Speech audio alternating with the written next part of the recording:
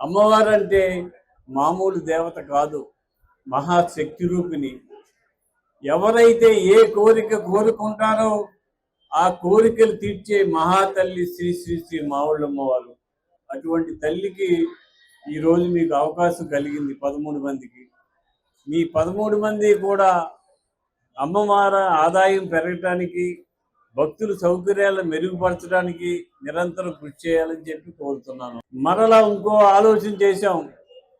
అమ్మవారికి బంగారు కిరీటం పెట్టాం, బంగారు చీర తొడిగితే ఇంకా అద్భుతంగా ఉంటుందని చెప్పి ఆలోచన చేసి నేను 2009లో శాసనసభ్యుడిగా ఉండగా ప్రకటన చేశాను.